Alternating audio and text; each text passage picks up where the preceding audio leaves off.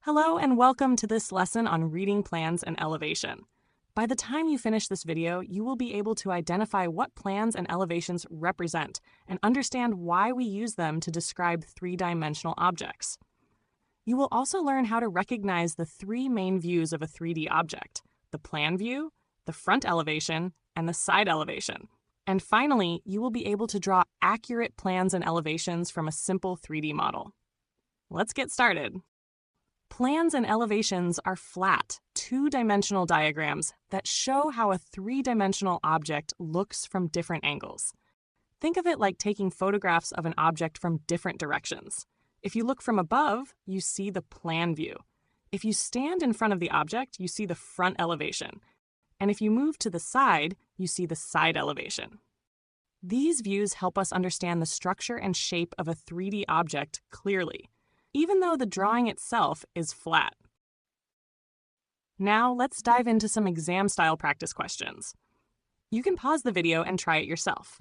We're asked to draw the plan, front, and side views of the object shown below using isometric paper and squared paper for accuracy. Let's start with the plan view, also known as the top view. Imagine looking directly down at the shape from above. From this view, we only care about the positions of the stacks, not their heights. Each square you see represents one position where cubes are stacked. The numbers inside the squares tell us the height of each stack. Looking carefully, we can see the layout forms an L shape. Across the top row, we have three positions with heights: 1, 2, and 3. Then moving downward on the left side, we see two more rows. Each row shows stacks with heights, 1 and 2. And again at the bottom, 1 and 2. So the plan view shows us exactly where each stack is placed on the ground. Now let's move on to the front elevation. Imagine you are standing directly in front of the object and looking straight at it. From this view, we only see the heights of the stacks, not how deep they go. Each column in this grid represents what we can see from the front. The numbers show the maximum height at each position. Starting from the left side, we can see the heights are 1 and 2. Moving on the middle, the heights are 1, 2, 3, and 4. For the right side, we have 1, 2, 3, 4, and 5. So what we are building is a stepped shape that rises and falls based on the tallest stacks visible from the front. Remember, if cubes are hidden behind others, we do not draw them. We only draw what is visible when looking straight from the front.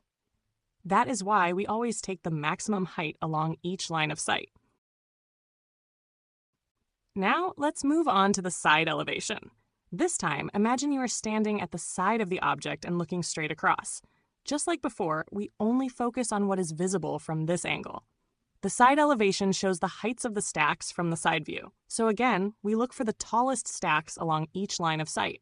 Starting from the left side, we can see the heights are 1, 2, 3, 4, and 5. In the middle, the heights are 1, 2, and 3.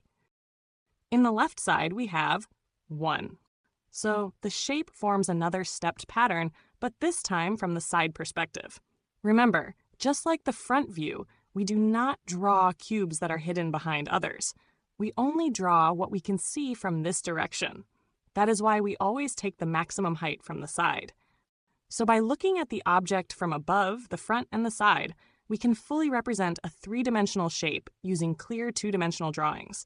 And that's how we read and draw plans and elevations. Different views, same object, clearer understanding.